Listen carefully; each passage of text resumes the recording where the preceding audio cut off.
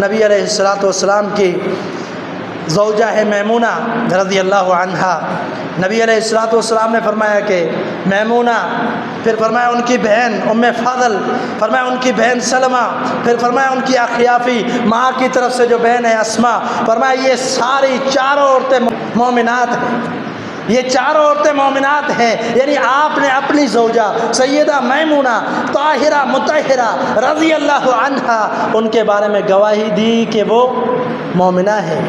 آپ نے اپنی ازواج کی ایمان کی گواہیاں دی ہے، آپ نے ان کی پاک بازیاں بیان کی ہے، آپ نے ان کی طہارتیں بیان کی ہے، شان اور مقام بیان کیا ہے، ان کا ایمان بیان کیا ہے۔ آج اگر کوئی بندہ اٹھ کر منافقت ظاہر کرتا ہے، ازواج مطہرات کے بارے میں غلط الفاظ استعمال کرتا ہے، بد اخلاقی سے مظاہرہ کرتا ہے، تو وہ بندہ اپنے ایمان کی فکر کرے کہ ان کے ایمان میں بات کرنے لگا ہے جن کے ایمان کی گواہی اللہ نے بھی دی اور محمد عربی علیہ الصلوۃ والسلام نے اپنی پاک زبان سے بھی دی۔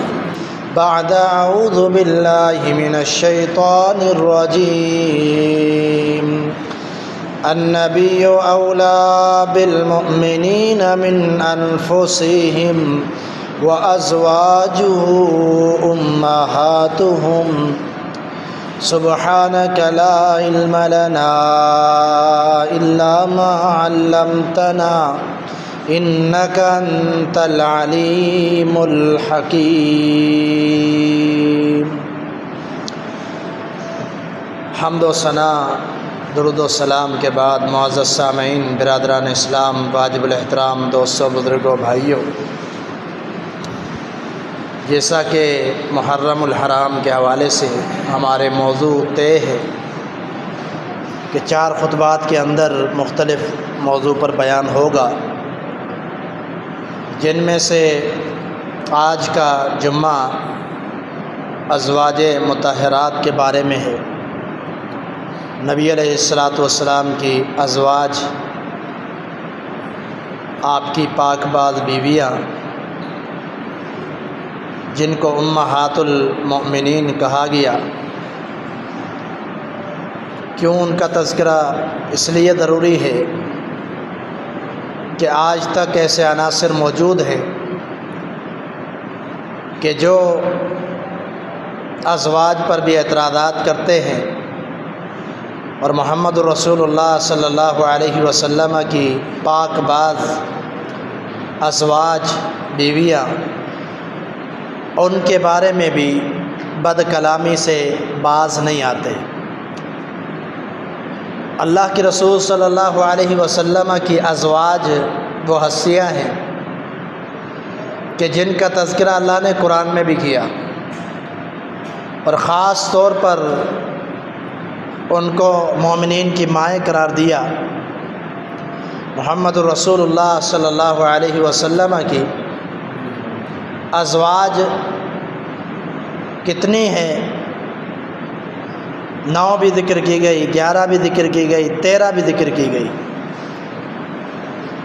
نبی علیہ الصلوۃ والسلام کی ازواج کی جو مجموعی فضیلت ہے وہ آپ کے سامنے انشاءاللہ آج مختصر وقت میں بیان کریں گے، اور انفرادی جو فضائل ہیں ان میں سے بھی ازواج کے ایک یا 2 فضیلت جو انفرادی ہیں وہ بھی آپ کے سامنے رکھتے ہیں، تاکہ ہمیں پتہ چلے کہ جو لوگ ان ازواج کے بارے میں برے الفاظ بولتے ہیں، نبی علیہ الصلوۃ والسلام کے دور میں منافقین تھے، اور اس دور میں بھی ایسے منافق موجود ہیں جو اس طرح کی حرکتیں کرتے ہیں۔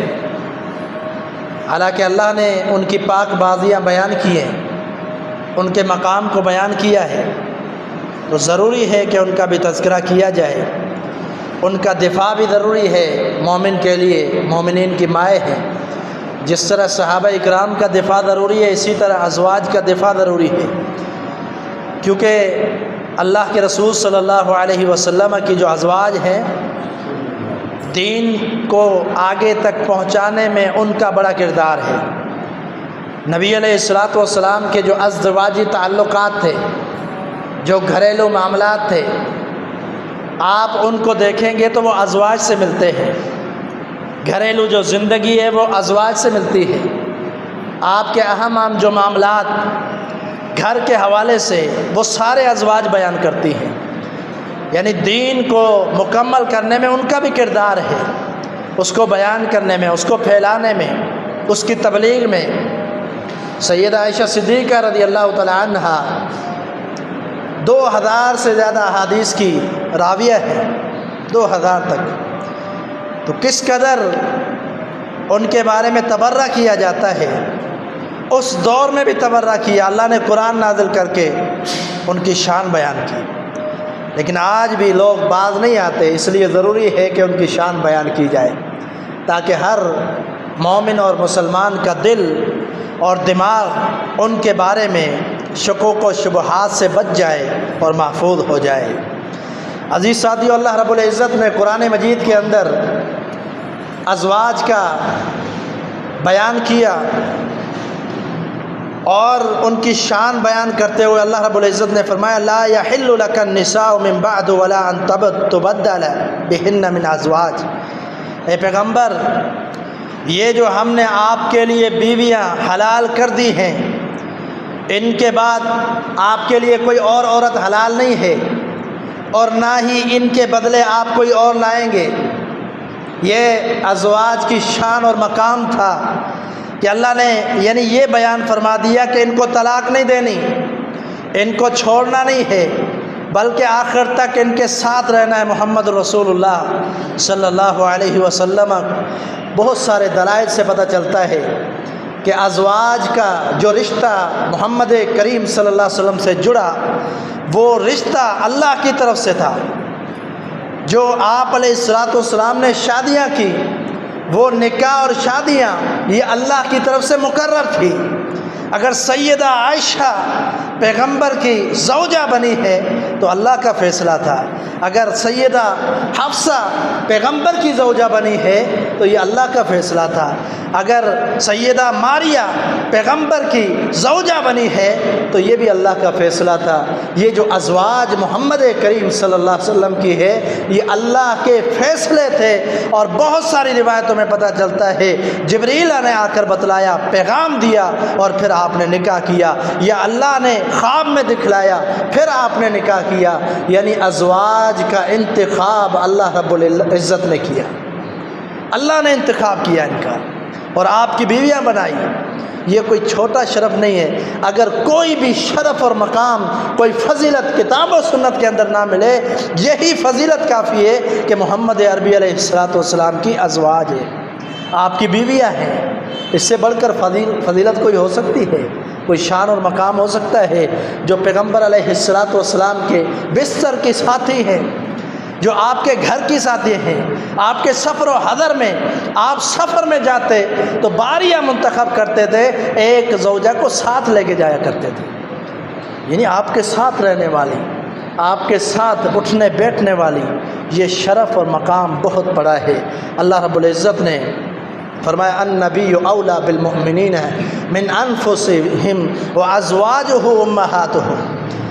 فرمایا نبی کا مقام ایک امتی کے نزدیک، ایک مومن کے نزدیک اس کی جان سے بھی زیادہ بڑھ کر ہوتا ہے. نبی کا حق اس کی جان سے بڑھ کر حق ہے.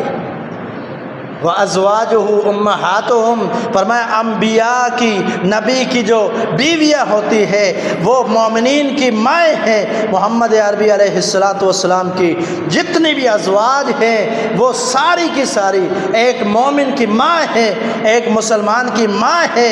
آج کوئی بک بک کرے میری ماں کے بارے میں برداشت نہیں کر سکتا. اگر میری ماں کے بارے میں جو محمد عربی علیہ السلام کی زوجہ ہو اس کے بارے میں کوئی بات کرے تو میری زبان خاموش نہیں رہ سکتی. اس لیے کہ ہمارے لیے بہت بڑی بے عزتی کا مقام ہے کہ کوئی شخص کھڑا ہو کر ہماری ماں کے بارے میں کلام کرے، بد کلامی کرے. یقیناً کوئی برداشت نہیں کرتا. آج کی اگر آپ کی ماں ہے، میری ماں ہے، اس کے بارے میں کوئی گندی زبان استعمال کرے تو مجھ سے برداشت نہیں ہوتا. کیسے ہو سکتا ہے ایک مومن جس کی ماں اللہ نے قرآن میں قرار دی، اس ماں کے بارے میں کوئی گندی زبان استعمال کرے اور میں خاموش رہوں؟ نہیں ہو سکتا. اور اللہ نے قرآن میں شان بیان کی ہے، اللہ نے قرآن میں ان کو مائیں قرار دیا ہے، وہ ہماری مائیں ہیں۔ حقیقی بات یہ ہے کہ سگی ماں سے بڑھ کر ان سے محبت ہونی چاہیے، سگی ماں سے بڑھ کر ان سے پیار ہونا چاہیے، جس قدر ان کا مقام ہے، جس قدر ان کی فضیلت ہے۔ اللہ تعالیٰ نے قرآن مجید میں فرمایا فلما قضى زید منها وطرا زوجناكها لكي لا يكون على المؤمنين حرج في ازواج ادعيائهم اذا قضوا منهن وطرا۔ سیدہ زینب ان کے بارے میں اللہ تعالیٰ نے فرمایا کہ جب زید کا اسے معاملہ پورا ہو جائے، فرمایا ہم آپ کا نکاح ان سے کروائیں گے۔ اللہ نے قرآن میں فرمایا، یعنی سیدہ زینب کا نکاح اللہ طے کر رہا ہے۔ اور روایات میں ملتا ہے سیدہ زینب رش کیا کرتی تھی اور یہ اپنے لیے قابل فخر سمجھا کرتی تھی، دوسری ازواج کو کہا کرتی تھی تمہارا نکاح تو ہوا، لیکن اللہ نے میرے نکاح کا تذکرہ قرآن میں کیا اور اللہ نے آسمان سے فیصلہ کیا کہ زینب کی شادی محمد عربی علیہ السلام سے ہوگی۔ حالانکہ وہ پہلے زید کی بیوی تھی۔ زید کون تھا؟ نبی علیہ السلام کا غلام تھا۔ لوگ کہا کرتے تھے زید بن محمد، یعنی محمد کا بیٹا، منہ بولا بیٹا سمجھا کرتے تھے۔ آپ نے اس کو پالا تھا، آپ نے اس کو بڑا کیا تھا، لوگ اس طرح سمجھ۔ اور اس دور میں جاہلیت میں یہ سوچ ہوتی تھی کہ جس نے کسی کو منہ بولا بیٹا بنا لیا یا اس کو جو ہے گود لے لیا، اب جو اس کی زوجہ ہے اس سے شادی نہیں ہو سکتی، اس سے شادی نہیں ہو سکتی۔ اس طرح کہا جاتا تھا جاہلیت کے دور میں۔ اللہ تعالیٰ نے یہ رسم ختم کر دی، اللہ نے یہ رسم ختم کر دی، یعنی یہ منہ بولا بیٹا ہے، حقیقی بیٹا نہیں ہے کہ اس کی والدہ سے بعد میں بھی شادی نہیں ہو سکتی، ایسا نہیں ہو سکتا۔ اللہ نے یہ معاملہ بھی طے فرمایا قرآن میں۔ سیدنا زید رضی اللہ تعالی عنہ کی جو والدہ تھی، ان بلکہ بیوی تھی، ان کو نبی علیہ السلام نے زید آپ علیہ السلام کی بیوی بعد میں اللہ تعالیٰ نے بنایا، کیونکہ وہ ماں تھی زید، بلکہ زوجہ تھی زید کی، اور زید کی زوجہ لوگ یہ سمجھتے تھے محمد عربی علیہ السلام کی بہو ہے۔ کیا سمجھتے تھے؟ کیونکہ بیٹا سمجھتے تھے۔ اللہ نے یہ رسم ختم کر دی، اللہ نے رسم ختم کر کے اس کو محمد عربی علیہ السلام کی بیوی بنا دیا۔ جب زید نے طلاق دے دی، معاملہ ختم ہو گیا، تو یہ اللہ تعالیٰ نے طے کیا رشتہ، یعنی زینب کا رشتہ بھی کس نے کیا؟ اللہ نے، وہ بھی امہات المومنین میں سے۔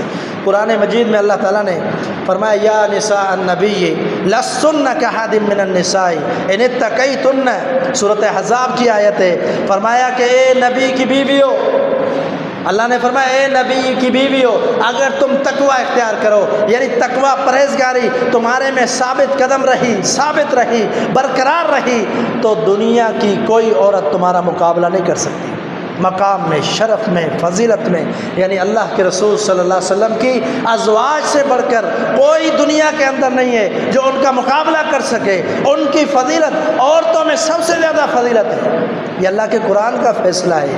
اسی طرح اللہ تعالیٰ نے قرآن مجید میں فرمایا وما کان لکم ان تؤذوا رسول اللہ ولا ان تنکحوا ازواجہ من بعدہ، فرمایا کہ انبیاء کی جو بیویاں، نبی کی جو بیویاں ہیں، جو ازواج مطہرات ہیں، جو امہات المؤمنین ہیں، فرمایا کہ کسی کے لیے لائق نہیں ہے نبی کو تکلیف دے، اور یہ بھی جائز نہیں ہے کہ نبی کے جانے کے بعد کوئی ان کی بیویوں سے شادی یا نکاح کرے، کوئی بھی ان سے نکاح نہیں کر سکتا، کیونکہ اللہ تعالیٰ نے ان کو ماں کا درجہ دیا ہے۔ اللہ نے ان کی فضیلت بیان کی ہے، شان بیان کی ہے کہ ہر مومن کی وہ ماں ہے، اور کوئی مومن محمد رسول اللہ صلی اللہ علیہ وسلم کے بعد آپ کی بیوی سے شادی نہیں کر سکتا۔ یہ فضیلت اور شرف بھی اللہ تعالیٰ نے ازواج مطہرات کو دیا، امہات المؤمنین کو دیا، کہ دنیا کے اندر ایسا ہوتا ہے کہ اگر کوئی بیوہ بن جائے یا طلاق کا معاملہ ہو، اس کے بعد کوئی اور رشتہ کر سکتا ہے، نکاح اس عورت کے ساتھ کر سکتا ہے، لیکن محمد عربی علیہ السلام کی جو بیویاں ہیں ان سے کوئی اور نکاح نہیں کر سکتا۔ اس میں ایک حکمت یہ بھی ہے کہ آپ کی جو بیویاں ہیں اللہ تعالیٰ نے صرف دنیا میں نہیں بلکہ ان کو آخرت کے لیے بھی منتخب کیا تھا کہ وہ نبی علیہ السلام کی آخرت میں بھی بیویاں ہوں گی، آخرت میں بھی بیویاں ہوں گی۔ اللہ اکبر۔ سیدہ حفصہ رضی اللہ عنہا جو سیدنا عمر بن خطاب رضی اللہ تعالیٰ عنہ کی بیٹی ہیں، ایک دن نبی علیہ الصلوۃ والسلام نے غصے میں آ کر اس کو طلاق دے دی، غصے میں طلاق دی، ایک طلاق دی آپ نے۔ جبریل امین آئے وحی لے کر اور فرمایا کہ محمد عربی علیہ الصلوۃ والسلام رجوع کر لیں، یہ تو بڑے روزے رکھنے والی ہے، یہ تو بڑی نمازیں پڑھنے والی ہے، اور یہ آپ کی قیامت کے دن بھی بیوی ہوگی، آخرت میں بھی آپ کے ساتھ ہوگی، اس وقت بھی آپ کی بیوی ہوگی، آپ رجوع کر لیں۔ اور محمد عربی علیہ الصلوۃ والسلام نے رجوع کر لیا۔ پتہ چلا یہ بھی اللہ کا فیصلہ تھا کہ اس کو چھوڑنا نہیں ہے، بلکہ دنیا اور آخرت میں آپ کی بیوی ہے۔ یہ رسول اللہ صلی اللہ علیہ وسلم کے لیے اللہ نے فیصلہ کیا، اللہ نے انتخاب کیا، اور آپ کی ہر بیوی روزے دار، تہجد گزار، نمازی، بڑی پاک باز تھی عبادت کے اندر۔ آج میں کہتا ہوں کہ عورتوں کو اگر کوئی اور مطالعہ نہیں کروانا، کتابیں نہیں پڑھانی، دین نہیں پڑھانا، تو کم از کم ازواج مطہرات کی سیرت کی کتاب لے کر ان کو دیں، ان کو پڑھائیں، تاکہ ان کو پتہ چلے کہ ازواج مطہرات امہات المومنین، جن کو اللہ نے مومنوں کی مائیں قرار دیا، ان کی زندگی کیسی تھی، ان کی سیرت کیسی تھی، ان کے شب و روز کیسے گزرتے تھے۔ اگر وہی پڑھ لیں تو میں سمجھتا ہوں وہ بھی آج ہماری بھی عورتیں نیک بن جائیں اور شوہروں کی فرما بردار بن جائیں، اور ان کے اندر بھی اگر کوئی کمی بیشی ہے وہ سارے معاملات درست ہو جائیں اگر ازواج مطہرات کی سیرت ہی ہم پڑھا دیں۔ ہر ایک اللہ کے رسول کی جو زوجہ ہے ان کی سیرت موجود ہے، کتاب و سنت کے اندر بیان ہوئی ہے، باقاعدہ علماء اکرام نے کتابیں لکھی ہیں ان موضوعات پر۔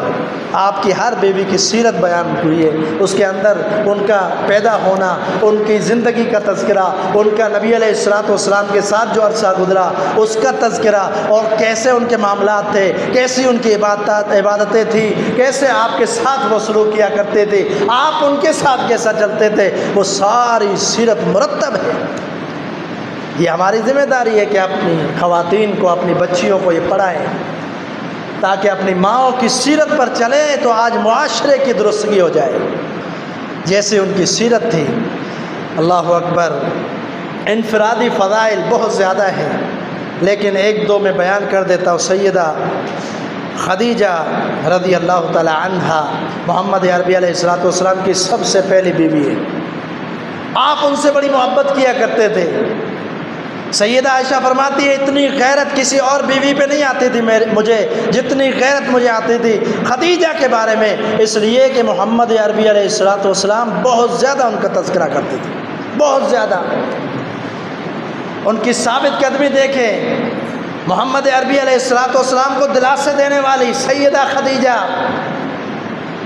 جبریل امین آئے اور فرمایا اے نبی صلی اللہ علیہ وسلم، آ رہی ہے خدیجہ، اس کے ہاتھ میں برتن ہے سالن کا، جب آپ کے پاس پہنچے تو ان کو کہنا اللہ نے آپ کے لیے سلام بھیجے ہیں، اللہ نے آپ کے لیے سلام بھیجے ہیں، اور ساتھ میں میرے سلام بھی کہنا ان کو، اور ان کو جنت میں گھر کی خوشخبری بھی سنانا۔ اور سیدہ خدیجہ کو کس نے سلام بھیجے؟ اللہ تعالیٰ نے۔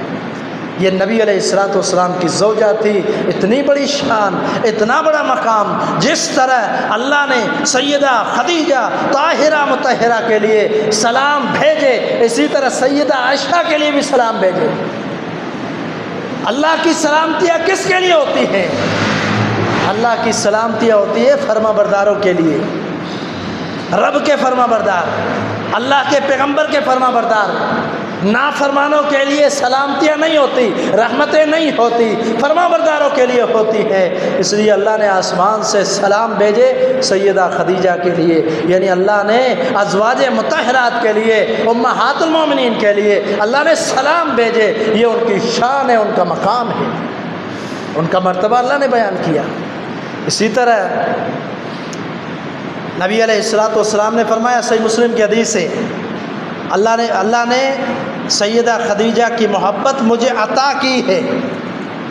نبی علیہ الصلوۃ والسلام نے فرمایا خدیجہ کی محبت اللہ نے مجھے عطا کی ہے، یعنی میرے دل میں خدیجہ کی محبت اللہ نے ڈالی ہے، اس لیے میں ان سے زیادہ محبت کرتا ہوں۔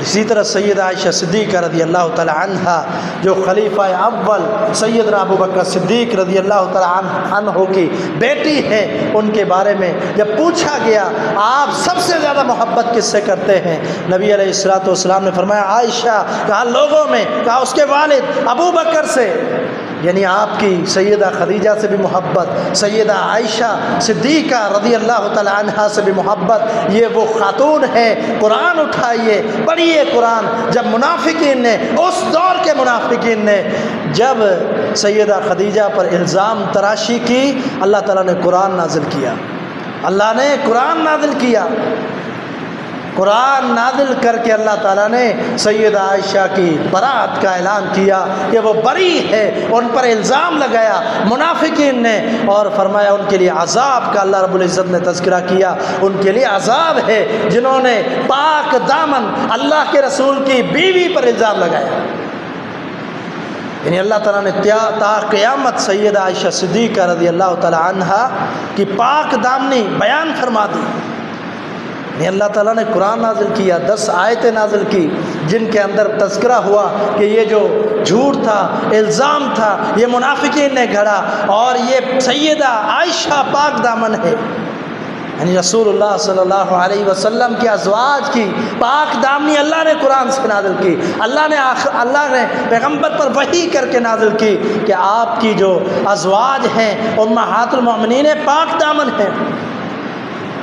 اور اللہ کے رسول صلی اللہ علیہ وسلم سے دعا بھی ملتی ہے، اللہ میرا مؤاخذہ نہ کرنا، کیونکہ فطری طور پر میں عائشہ سے بڑی محبت کرتا ہوں۔ سیدہ عائشہ سے آپ کی محبت تھی، اور اس وقت سیدہ خدیجہ دنیا میں نہیں تھی۔ جب تک سیدہ خدیجہ تھی، نبی علیہ الصلوۃ والسلام کی ایک ہی شادی تھی۔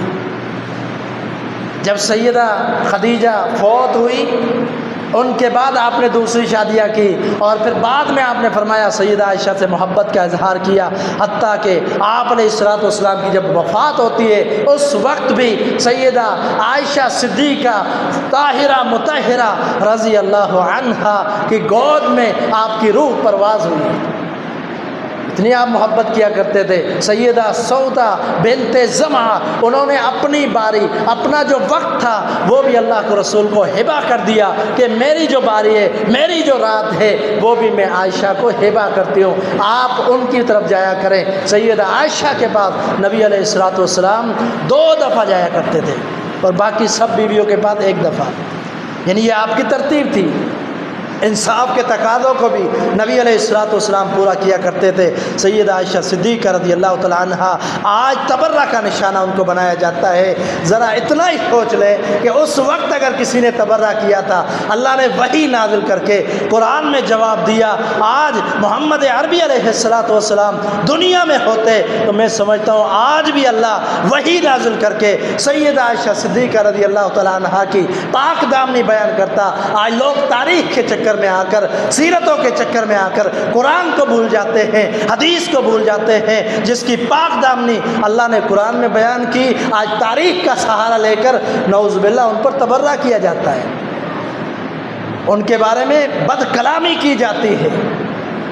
ایسا شخص مومن ہی نہیں ہو سکتا جو سیدہ عائشہ کے بارے میں تبرہ کرے، کیونکہ اللہ نے ان کی شان بیان کی، اللہ نے ان کی تعریف کی ہے، اللہ نے ان کی پاک دامنی بیان کی ہے۔ اور آپ جانتے ہیں قرآن قیامت تک کے لیے، اللہ نے قرآن میں بیان کر دی کہ قیامت تک کے لیے برات، کہ سیدہ عائشہ غلط کام میں ملوث نہیں ہو سکتی، ان پر غلط الزام نہیں لگایا جا سکتا، اللہ نے قیامت تک کے لیے گواہی دے دی۔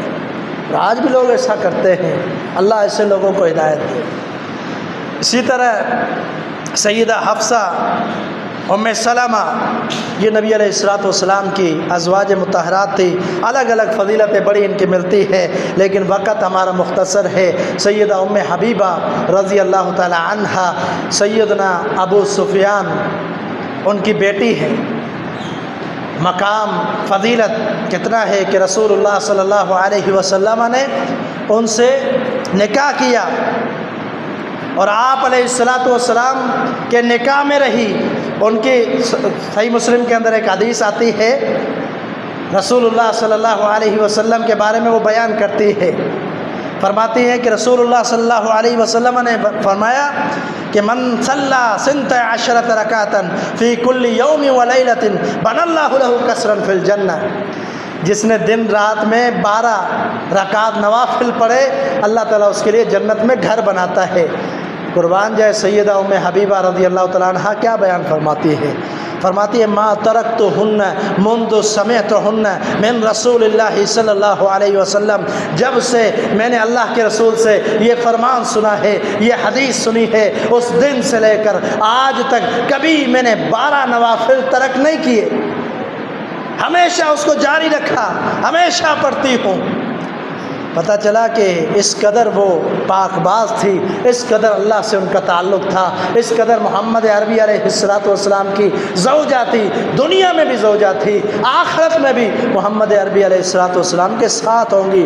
سیدہ ام حبیبہ کتنا احترام کرتی تھی محمد عربی علیہ السلام کا۔ صلح حدیبیہ کے بعد جب ابو سفیان آئے، اس وقت مسلمان نہیں تھے، مدینہ آئے نبی علیہ السلام سے بات کرنے کے لیے، حالانکہ سیدہ ام حبیبہ کے والد تھے، لیکن انہوں نے نبی علیہ السلام کے بستر پر ان کو بیٹھنے نہیں دیا، کہا کہ آپ کے بستر پر نہیں بیٹھ سکتے آپ، کیونکہ یہ پاک جگہ ہے اور محمد عربی علیہ السلام کا بستر ہے، یہاں پر آپ کو نہیں بیٹھنے دوں گی۔ باپ ضرور ہے لیکن احترام باپ سے زیادہ کس کا ہے؟ محمد عربی علیہ السلام کا۔ یہ سیدہ ام حبیبہ رضی اللہ تعالی عنہا ہے۔ اسی طرح نبی علیہ السلام کی زوجہ ہے میمونہ رضی اللہ عنہا، نبی علیہ السلام نے فرمایا کہ میمونہ، پھر فرمایا ان کی بہن ام فضل، فرمایا ان کی بہن سلمہ، پھر فرمایا ان کی اخیافی ماں کی طرف سے جو بہن ہے اسما، فرمایا یہ ساری چاروں عورتیں مومنین ہیں، مومنات ہیں، یہ چاروں عورتیں مومنات ہیں، یعنی آپ نے اپنی زوجہ سیدہ میمونہ طاہرہ مطہرہ رضی اللہ عنہا ان کے بارے میں گواہی دی کہ وہ مومنہ ہے۔ آپ نے اپنی ازواج کی ایمان کی گواہیاں دیے، آپ نے ان کی پاک بازیاں بیان کی ہیں، آپ نے ان کی طہارتیں بیان کی ہے، شان اور مقام بیان کیا ہے، ان کا ایمان بیان کیا ہے۔ آج اگر کوئی بندہ اٹھ کر منافقت ظاہر کرتا ہے، ازواج مطہرات کے بارے میں غلط الفاظ استعمال کرتا ہے، بد اخلاقی سے مظاہرہ کرتا ہے، تو وہ بندہ اپنے ایمان کی فکر کرے کہ ان کے ایمان میں بات کرنے لگا ہے جن کے ایمان کی گواہی اللہ نے بھی دی اور محمد عربی علیہ السلام نے اپنی پاک زبان سے بھی دی۔ ان کے بارے میں لب کشائی کرنے سے پہلے 100 دفعہ سوچیں، اپنے ایمان کی فکر کریں۔ امہات المؤمنین سیدہ ماریہ قبطیہ رضی اللہ عنہا، نبی علیہ السلام کو ان کے بطن سے بیٹا ہوا ابراہیم، حالانکہ باقی ساری اولاد کس سے ہوئی تھی؟ سیدہ خدیجہ سے۔ ماریہ قبطیہ سے بیٹا ہوا، مصر کے بادشاہ تھے، مقوقس جن کو کہا جاتا تھا، اسکندریہ، وہاں کے بادشاہ تھے۔ نبی علیہ السلام نے حاتم بن ابی بلتہ کو بھیجا کہ خط دے کر کہ اس کو کہو کہ اسلام قبول کر لے۔ اس نے سوچا کہ امان اسی میں ہے کہ اس کے ساتھ اچھے معاملات بنائے جائیں، امان اسی میں ہے، تو اس نے تحفے میں بھیجی تھی سیدہ ماریہ۔ پھر آپ نے ان سے نکاح بھی کر لیا تھا، آزاد کر کے آپ نے ان سے نکاح کر لیا تھا، غلام کے طور پر بھیجی تھی۔ آپ نے نکاح کیا سیدہ ماریہ سے، اور آپ علیہ السلام نے وصیت کی۔ آپ نے فرمایا کہ جب تم مصر کی طرف جانے لگو، اللہ تمہارے لیے دروازے مصر کے کھول دے، جب تم داخل ہو مصر کے اندر، یعنی فاتحانہ صورت میں ضرور مصر فتح ہوگا، جب فتح ہو تو وہاں کے لوگوں کے ساتھ نرمی کے ساتھ پیش آنا، اس لیے کہ ان کے ساتھ ہماری رشتہ داری ہو چکی ہے۔ یعنی آپ نے سیدہ ماریہ، ان کے جو اہل خانہ تھے، جو رشتہ دار تھے، ان کے لیے بھی وصیت کی کہ ان کے ساتھ اچھا سلوک کرنا۔ یہ آپ کی ازواج تھی، اللہ کے رسول صلی اللہ علیہ وسلم کی پاک باز ازواج، جن کے مقام اور فضیلت بہت زیادہ ہے۔ وقت ہمارا ختم ہو چکا ہے۔ سیدہ زینب جو اللہ کے رسول صلی اللہ علیہ وسلم کی زوجہ ہیں، بنت خزیمہ، ان کو کہا جاتا تھا ام المساکین، مسکینوں کے بارے میں بہت زیادہ خرچ کرنے والی تھی۔ سیدہ خدیجہ مسکینوں غریبوں یتیموں میں بہت زیادہ خرچ کرنے والی تھی۔ اسی طرح اللہ کے رسول صلی اللہ علیہ وسلم کی زوجہ ہیں ام سلمہ، آپ نے خود ان کو نکاح کا پیغام بھیجا۔ یعنی آپ علیہ الصلوۃ والسلام کے لیے جتنی ازواج تھیں، آپ کی جتنی امہات المؤمنین تھی، آپ نے امہات المؤمنین یہ ساری کی ساری جو ازواج تھیں اللہ نے ان کو آپ کے لیے منتخب کیا تھا۔ تو جو بندہ بھی ان کے بارے میں غلط بیانی کرے، ان کے بارے میں غلط الفاظ استعمال کرے، تو ان کو چاہیے کہ اپنی آخرت کی فکر کرے اور اپنی اصلاح کرے، کیونکہ آیت شروع میں میں نے پڑھ لی تھی قرآن کی۔ اللہ تعالیٰ نے فرمایا النبی اولیٰ بالمؤمنین من انفسہم وازواجہ امہاتہم، فرمایا کہ مومنین کے نزدیک اللہ تعالیٰ کے پیغمبر جو ہیں محمد صلی اللہ علیہ وسلم، ان کے نفس سے زیادہ ان کو پیارے بھی ہیں، ان کے نفس سے زیادہ حق رکھتے ہیں۔ اور آپ کی جو بیویاں ہیں، مومنین کی مائیں ہیں، جو غلط بات کرے سمجھو کہ اس نے اپنی ماں نہیں مانا، انبیاء کی نبی کی بیویوں کو، اور جس نے ماں نہیں مانا میں اس کو مومن نہیں مان سکتا، کیونکہ وہ قرآن کا انکاری ہوا، وہ پیغمبر کے فرمان کا انکاری ہوا، رسول اللہ سے اس کی عداوت ہوئی، قرآن سے اس کی عداوت ہوئی۔ جب تک ازواج کو، امہات المؤمنین کو ماں نہیں مانتا، میں اس کو دائرہ اسلام میں نہیں مانتا، اس کا ایمان نہیں ہے، کیونکہ اس نے قرآن کا انکار کیا ہے۔ اللہ تعالی ہمیں ان کی سیرت کو سمجھنے، اس کے مطابق عمل کی توفیق عطا فرمائے۔ وآخر دعوایا ان الحمد للہ رب العالمین۔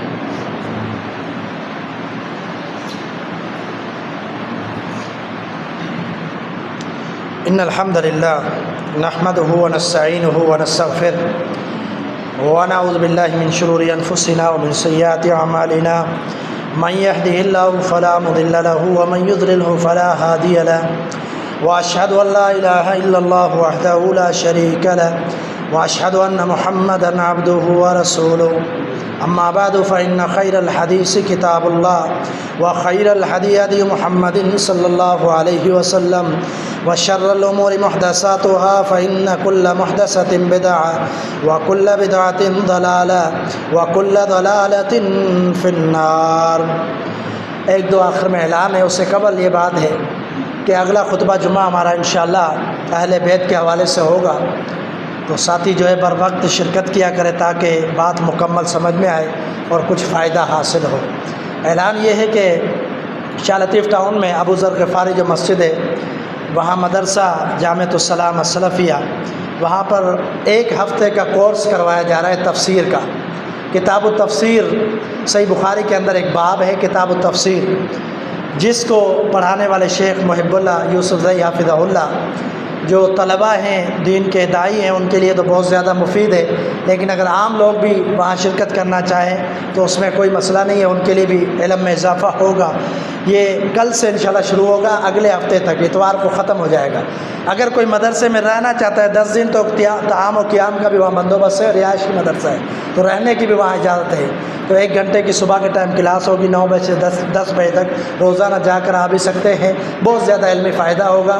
شیخ صاحب جو ہیں شیخ عبدالسلام رستمی رحمہ اللہ کے خاص شاگرد ہیں، بہت عظیم محدث سے، جو آخری وقت میں ماشاءاللہ اہل حدیث ہو گئے تھے اور بہت بڑے قرآن کے مفسر تھے۔ پشاور سے ان کا تعلق تھا اور خیبر پختونخوا سے دنیا سے لوگ آتے تھے ان کے پاس تفسیر پڑھنے کے لیے، تو ان کے یہ شاگرد خاص ہیں ماشاءاللہ، یہ بھی تفسیر کا بہت زیادہ علم رکھتے ہیں، تو ساتھی وہاں پر شرکت کی کوشش کریں۔ اس کے علاوہ مسجد کے حوالے سے اعلان ہے، جیسا کہ آپ جانتے ہیں ہم نے کلر کیا، کلر مکمل ہو چکا، اس کے بعد اب دروازے اور کھڑکیاں ان کا کام ہے، تو یہ بھی کوئی چھوٹا موٹا کام نہیں ہے، یقیناً 2-3 لاکھ کا خرچہ ہے، اس لیے جو ہے ساتھی اس میں بھی بھرپور تعاون کریں، اور مسجد کے حوالے سے بقایا جات بھی بل میں رہتے ہیں، اور بل اس وقت بھی 10-12 ہزار آتا ہے، تو اس لیے جو ہے اس میں ساتھی بھرپور تعاون کریں، یہ آپ کا تعاون ضائع نہیں جائے گا، یقیناً دنیا اور آخرت میں اللہ برکتیں دیتا ہے جو اللہ کے گھر میں خرچ کرتا ہے۔ اللہ تعالیٰ مجھے اور آپ کو توفیق عطا فرمائے۔ سبحان ربک رب العزت عما یصفون وسلام علی المرسلین، الحمد للہ۔